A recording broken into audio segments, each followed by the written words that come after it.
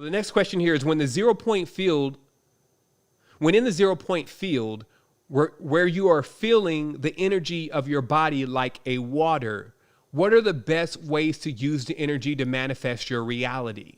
And I spoke on this before about when you enter an energy field, especially a 0 point field, if you can reach that space, you've only been able to reach that space because you've disengaged the part of the consciousness that's like, did I reach 0 point yet? Oh, I feel something. I feel it. It feels good. Because the moment that you interject into that kind of space, it's almost like you're throwing you're putting a stick in the spoke, and now the spoke is going to lock up, and then you're going to trip.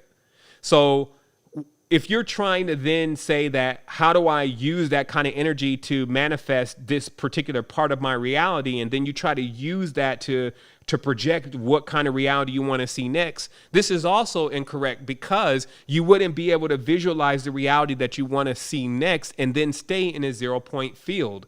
And I guess for me, I couldn't. So what I resolved from the whole thing is that I should just build energy.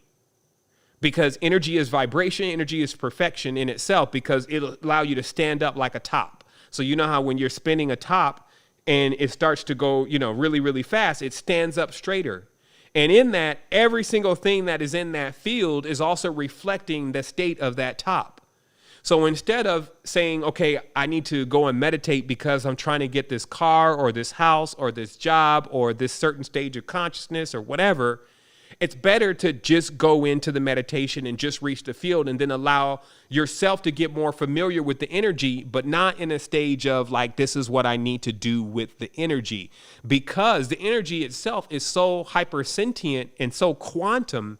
It is basically the vessel of fuel or receptacle that is used for manifestations that reflect the kind of energy that you're bringing in. And this is, of course, why there are others that practice in different kind of arts that bring in chaotic energies, and then they use that energy for chaotic actions. Versus if you actually get into this stage, you balance the energy, and then you stay in that field, everything that's going to come forth from that manifestation is going to be a reflection of the kind of energy that was cultivated. So what I'm saying is there's virtually no need, because the mind does that enough subconsciously anyway. Once you come out of the meditation, it does gander off into what exactly it wants to experience and what it feels like is the most ideal. So the consciousness will actually synthesize that and then start to really create that future and that present for you.